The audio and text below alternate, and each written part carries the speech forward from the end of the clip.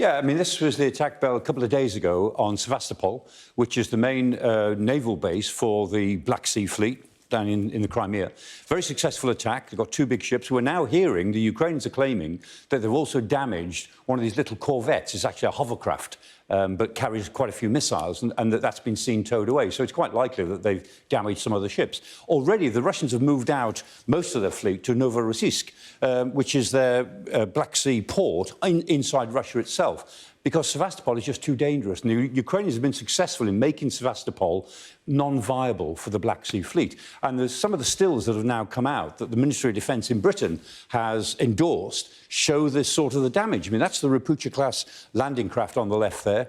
That's the Minsk. And on the right here is the submarine. It's the Rostov-on-Don, which is a Kilo-class submarine.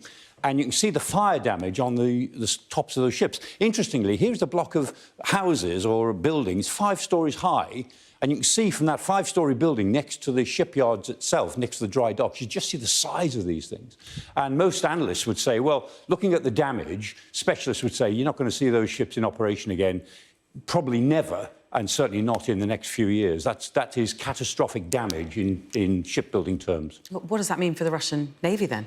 Well, for the Black Sea Fleet, the Russians have got about 30 ships in the Black Sea Fleet, major warships, and they've already lost the flagship, the Moskva, which was April last year. They've lost now a Kilo-class submarine, first time a submarine has been lost. They've only got 3 of them, so they've lost 1. They've lost 3 of these Rapucha-class landing ships. They've got 5 or 6 of those. They've now lost 3 of them. So they're losing some ships, plus lots of other ships, like that little corvette that we were talking about before. And they can't get any more ships into the Black Sea because the Bosphorus is closed to warships. So they've only got what they started with.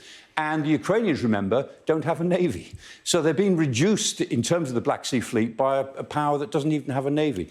They won't lose the war because of this, but it strains their ability to launch missiles, particularly because the submarines were capable of launching these caliber missiles at the grain ports of Odessa and Chernomorsk and so on. And so losing one of those right out of Sevastopol, it makes life more difficult for the Russians.